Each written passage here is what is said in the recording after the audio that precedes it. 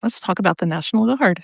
The National Guard is the oldest branch in the U.S. military. In fact, it's been in existence continuously since 1636, making it 140 years older than the U.S. itself. The National Guard started as the militias formed in the colonies before the Revolutionary War. Guardsmen are considered citizen soldiers because they are meant to be members of their community most of the time. But here's a weird thing. Under U.S. Code Title 10, every man in the United States between the ages of 17 and 45 who is a citizen or has declared the intention of becoming a citizen is automatically part of the, quote, militia of the United States. Everyone in the National Guard is the organized militia, and all other men are in the unorganized militia. This is, of course, directly related to the Second Amendment. Basically, everyone can have a gun because everyone is in a militia.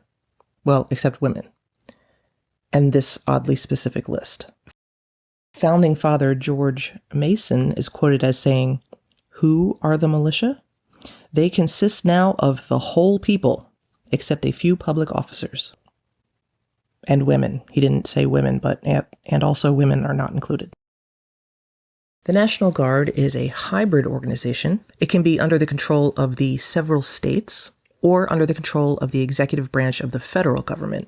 Each state and U.S. territory has its own unit, which operates under their respective governor. This is except for Washington, D.C., which operates under the President of the United States. This might be why the National Guard has been deployed by Trump without legal challenges only in Washington, D.C. in 2025. In 2020, when he deployed them there were legal challenges, but we'll get back to that. So throughout the 18th and 19th centuries, the National Guard was pretty firmly under state control.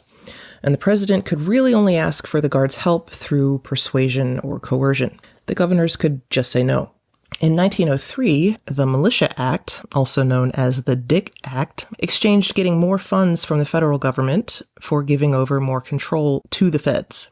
Now, you either answer the call or face a court-martial. The Dick Act was amended several times to remove restrictions, such as how long the feds could use the Guard. It used to be 9 months, now it's indefinite, and allow them to operate in overseas operations. The federal government has continued to make sustained gains in control over the National Guard since then. For instance, in 2007, Congress passed a law that made it so POTUS could take control of the Guard without the governor's consent for missions within that governor's state. All 50 state governors sent a letter to Congress saying, hell no. So in 2008, Congress softened the law so that POTUS can only do this during congressionally sanctioned national emergencies or war. Trump has been trying to deploy the Guard in Portland and Chicago without the consent of the governors. Anyway, so the Dick Act is essentially the initiation of the president's authority to call up the National Guard for any of these three reasons. There are three areas of the law that govern use of the Guard. One is state-level laws that govern the state's individual Guard unit. 2 is Title 32 of the U.S. Code, and 3 is Title 10. When under the command of their governor, the Guard is not a federal organization, and therefore they are allowed to conduct law enforcement activities. Domestic law enforcement includes things like search and seizure, investigation, and apprehension and detention of people suspected of criminal offenses. When under the command of the president under Title 10, the Guard becomes part of the same military chain of command as active and reserve troops in the other branches. In this case, they are now regulated by the Posse Comitatus Act and may not conduct law enforcement activities domestically. We'll get back to that. First, let's talk about these. The Trump administration frequently uses the term invasion to refer to immigrants, and particularly immigrants of color. This is part of a larger pattern of propaganda, wherein these guys use very specific words over and over again to morph the meanings of those words and normalize the new meaning. Many of these words have strict legal definitions. Others have prevailing consensus definitions and or fall under judicial or regulatory guidance. Under the U.S. Constitution, invasion means hostile armed incursion by a foreign military or an enemy. Therefore, immigrants from foreign nations are not an invasion, no matter how many times they use the word. Rebellion and insurrection are often used interchangeably in U.S. law. They are not legally synonymous. Neither is codified with an explicit definition, and this lack of clarity is the source of a lot of the court battles going on right now. We'll come back to this because it is at the core of the Insurrection Act. Execute federal laws. A key example here is the deployment of the National Guard to protect the integration of schools in the South in the 60s during the Civil Rights Movement. The Guard was not deployed against citizens, but rather to protect citizens exercising their constitutional rights. That is what it's for. A couple key things here. First, it says execute, not enforce. Under the Posse Comitatus Act, the National Guard may not conduct law enforcement activities. Second, it says federal laws.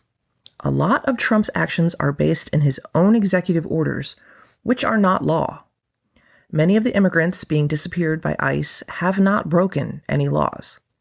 For example, seeking asylum at the U.S.-Mexico border is still legal. Third, it cannot be overstated that the president cannot make laws. Fourth, it also cannot be overstated that the U.S. Constitution applies to all persons on U.S. soil, not just citizens. So those are the three reasons the National Guard can be federalized and deployed without permission from the state's governor. Okay, here's where it gets complicated. If the Guard is in a hybrid status under Title 32, meaning it is serving a federal mission funded by federal dollars, but is still under the state governor's command and control, they are not necessarily subject to Posse Comitatus. However, Congress has limited the activities that the National Guard can perform when they're in hybrid status, and this typically does not include law enforcement activities. So Title 32 does not necessarily preclude the use of the Guard for law enforcement, but that's just not really what it's for. It's for things like supporting disaster relief efforts that impact multiple states at the same time. And it's for things like preparedness, drills, and training. In fact, a lot of it is about training. And then I told Pete, we should use some of these dangerous cities as training grounds for our military, National Guard, but military. This goes back to 2020, when then Attorney General William Barr justified Trump's deployment of 11 state National Guard units to Washington, D.C. by stating in a letter to D.C.'s mayor, 32 U.S. Code 502F authorizes states to send forces to assist the, quote, support of operations or missions undertaken by the members' unit at the request of the President or Secretary of Defense, end quote. Okay, so let's look at that law. Yep, it is talking about drills and exercises. In other words, training. Barr cut off that part of his citation. Barr has since parted ways with MAGA, but the current administration has kept this tactic of using this as a legal loophole to put the Guard into hybrid Title 32 status so that they can be both deployed on a federal mission and not precluded from performing civilian law enforcement. That is why Trump said training grounds. And this legally dubious use of the National Guard goes hand in hand with the Insurrection Act, which will be the subject of part 2 of this video.